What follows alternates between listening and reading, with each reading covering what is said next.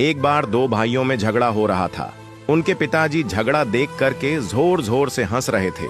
दोनों भाई एक मकान के बंटवारे को लेकर लड़ रहे थे।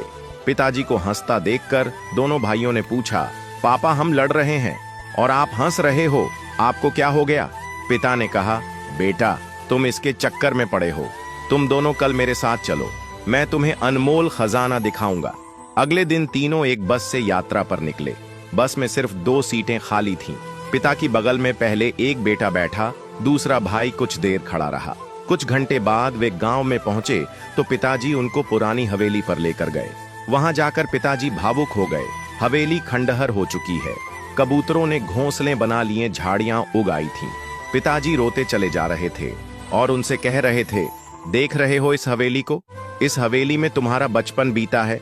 इसी हवेली के लिए मैंने अपने बड़े भाई से लड़ाई की थी। हम मरने मारने पर उतारू हो गए थे, जैसे कल तुम लड़ रहे थे। आखिरकार ये हवेली मुझे मिल गई, लेकिन भैया विदेश चले गए। उन्होंने जाते वक्त कहा, तू ही रख ले यह मकान, रिश्ता खत्म।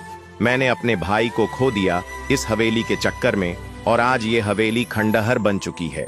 तुम दोनों ऐसे ही लड़ते रहे तो जमीन और मकान तो रह जाएंगे, लेकिन रिश्ते हमेशा के लिए खत्म हो जाएंगे।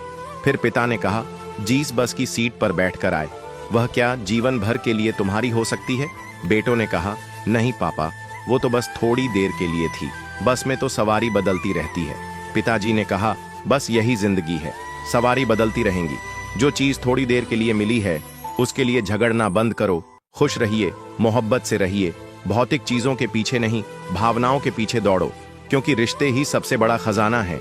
बात से सहमत है तो यस जरूर लिखे, और इसी तरह की कहानियों के लिए हमारे पेज के साथ जरूर जुड़े।